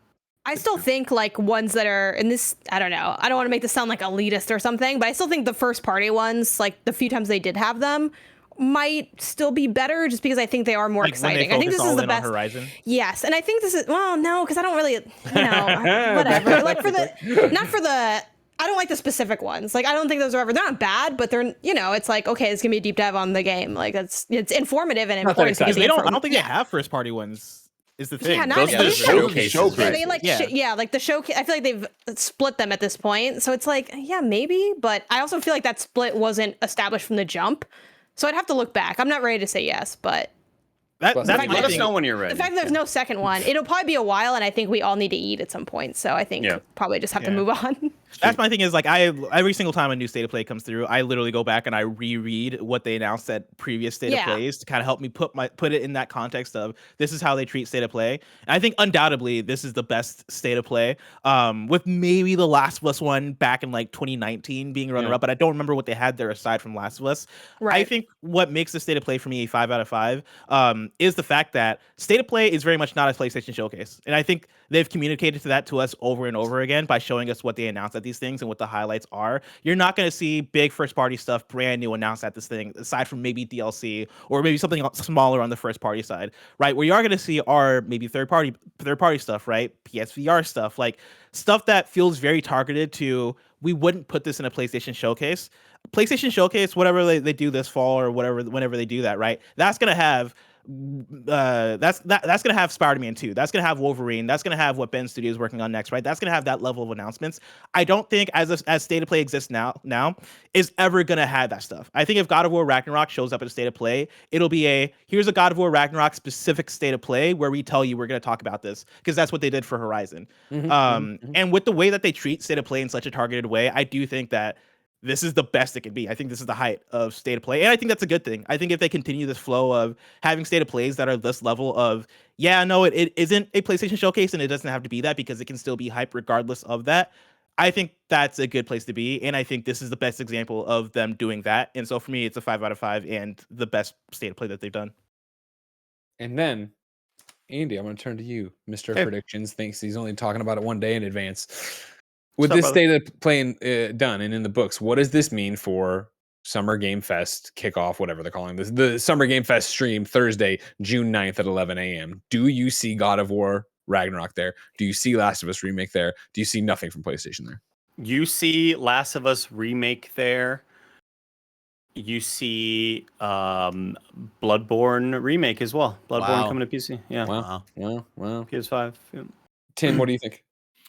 I mean, something feels right that God of War Ragnarok is going to get a release date at Summer Game Fest to me. And going even beyond that, something also feels right that yes, Last of Us Remake could also get an announcement there. Like I wouldn't be surprised if this year we don't get a PlayStation showcase and instead Summer Game Fest will be used as the let's deck out the fall, let people know what's going on, because I do think PSVR 2 is probably in the plans to be later this year. I think there's a lot of third-party titles they're going to kind of lean on. Speaking of, I'm a little surprised Forspoken and things like that weren't shown in this, but I do think that there's a chance, and maybe I'm overhyping myself, but I will say that Jeff has been trying his best, his damnedest, to own what used to be E3, and the industry has listened, and I think every year we're getting closer and closer to that just being the reality. And I think that this there's a lot of eyes that are going to be on this Summer Game Fest to kind of be the defining factor on, is Summer Game Fest going to replace E3 or not? And I think Sony knows that, and they'll want God of War on that stage, because bring back that competitive angle that we used to have of E3, of bring the thing, try to one up people. You don't really have too many things above God of War Ragnarok's release date. So if they could drop that on that stage, that'll be huge for them. I think it's going to happen. I hope it does. Andy? Just a yes or no thing from everybody here on this panel. Greg, Janet, Bless, Tim. Those Last of Us factions get revealed at Jeff Keighley's thing. No. No. Does Remake get revealed there? Yes. Yes, from Bless. I have a prediction now. Like, and this is coming off of. Well, I want to get this all out of the way. So let's just get Remake Tim. Last of Us Remake. I think so. Why not? And Ragnarok, I'm saying yes on release date. Yeah. Okay. I think it's only one or the other. Once you see God of War. Yeah, that's my thing. Is I don't. I bet it would just be God of War, not Last of Us. And that's when you have a prediction. Go. That's where my prediction comes in. Is I think this is the way that PlayStation does it for the rest of the year. Right? Take it to the bank. Whichever bank is your bank, PNC, whatever, Chase, whatever it is. America Bank. I think at Summer Games Fest Live, we see Last of Us Remake.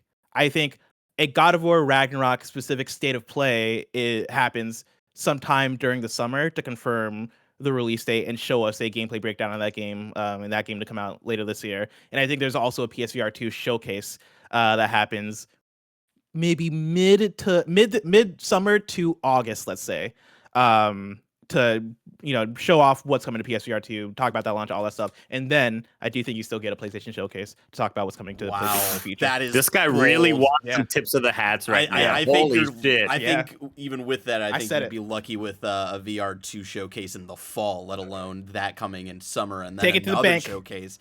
Bless. You get a tip of the hat just for the bravery of that, Bless. Yeah. Ladies and gentlemen, is Blessing brave or stupid? You can find out, of course, each and every week on PS I Love You XOXO, the show we record live on patreon.com/kindafunnygames each and every Thursday, and then post for free everywhere, youtube.com/kindafunnygames. Of course, you wouldn't get the post show, you wouldn't get it ad free, you wouldn't get all the other bells and whistles Patreon usually has, not on a special day, but you still get a great time, and you can get it on podcast services around the globe. Of course, this is the very start of Summer Game Fest. Remember, next Thursday we will be live June 9th, 11 a.m. Pacific, reacting to whatever Jeff Keighley's got up his sleeve. Then myself, Blessing, and Tim are all running to LA to play video games down there. Then we're, of course, reacting, if PlayStation's not your bag and you made it through all this, to the Xbox Showcase Sunday, June 12th, 10 a.m. Pacific. It is the heat of the moment, Andy. It's all happening right now. Tim, what do you want? Your hand went up. Before we leave, I can't let something go. This needs to be said. Throughout the show, Blessing has been referred to as multiple poppies. All right. There was Toxis Poppy. There's some other. I don't know if any of y'all caught in the chat when we were talking about Stray and he does his little DePaw thing. This motherfucker goes to the chat and called himself Poppy, Pawpi. And I saw him giggle to himself, and I look at him, and I started shaking my head, and I saw him look at me and be like, did he see that? I'm like, yes, I saw you, Bless. So yeah, Bless. You deserve to be shunned for the rest of the day. of the hat, Shame Les. on Tip of the hat, you. Les. Take it. Tip of the hat. Shun me. It's 5 p.m. anyway. I'm turning off the computer. Ladies and gentlemen, until next time, it's been our pleasure to serve you.